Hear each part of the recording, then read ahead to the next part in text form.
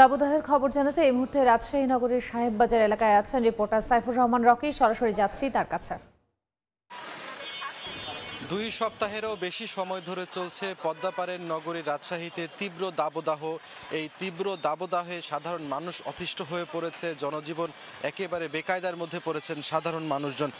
তারা যেটি বলছেন যে আসলে এই তীব্র দাবদাহ থেকে রেহাই পেতে হয়তো যদি এক পশলা বৃষ্টি মিলতো, সেক্ষেত্রে কিছুটা হলেও তাদের যে কষ্টের মাত্রা সেটি কমে আসতো।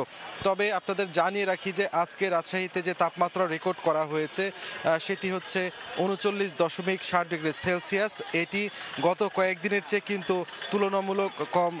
আজকে কিন্তু যে গরমের প্রকোপ সেটি, কারণ আপনারা জানেন যে গত কয়েকদিন ধরে রাজশাহীর যে তাপমাত্রা সেটি 41 থেকে 43 ডিগ্রি সেলসিয়াসের মধ্যে ওঠানামা করছিল, যে কারণে সাধারণ মানুষ প্রয়োজন ছাড়া ঘর থেকে বের হতে পারছিলেন না। সেই তুলনায় আজকে কিছুটা আসলে তাপমাত্রা কম থাকায় সাধারণ মানুষ কিছুটা হলেও স্বস্তিতে আছেন। তারপরেও তারা যখন ঘর থেকে বের হচ্ছেন তারা কিন্তু হাঁপিয়ে উঠছেন, এবং হাঁপিয়ে ওঠার ফলে তারা এখান থেকে কিছুটা হলেও তৃষ্ণা মেটাতে তারা শরবত, ডাব বা বিভিন্ন কোমল পানীয় দোকানগুলোতেই কিন্তু ভিড় করছেন।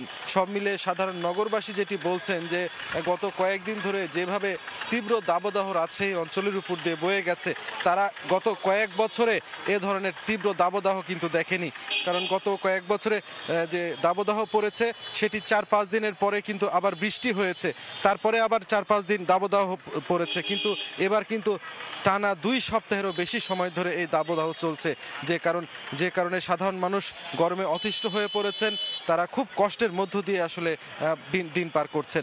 সবচেয়ে বেশি দুর্ভোগে পড়েছেন নিম্ন আয়ের মানুষেরা, যারা দিন এনে দিন খায়। তারা ঘর থেকে বের হচ্ছেন, কিন্তু এই গরমের কারণে তারা তাদের কাজ করতে পারছেন না, প্রয়োজনীয় কাজকর্ম সারতে পারছেন না, এমনটাই আসলে তারা বলছেন। আমরা আসলে কথা বলেছি স্থানীয় আবহাওয়া অফিসের কর্মকর্তাদের সাথে। তারা যেটি বলছেন, তীব্র দাবদাহ আরও 2-1 দিন থাকতে পারে, তারপরে হয়তো বৃষ্টির সম্ভাবনা রয়েছে। ভারী বৃষ্টিপাত হলে এই গরমের যে প্রকোপ সেটি কিছুটা হলেও কমে আসার সম্ভাবনা রয়েছে। আপনারা জানেন এই তীব্র দাবদাহে সাধারণ মানুষের পাশাপাশি শিশুরা অসুস্থ হয়ে রাজশাহী মেডিকেল কলেজ হাসপাতালে ভর্তি হচ্ছে। সেখানেও চিকিৎসকরা তাদের সেবা দিতে গিয়ে কিন্তু হিমশিম খেতে হচ্ছে। তো এই ছিল আমার কাছে রাজশাহী থেকে আজকের গরমের যে তীব্রতা তা নিয়ে সর্বশেষ।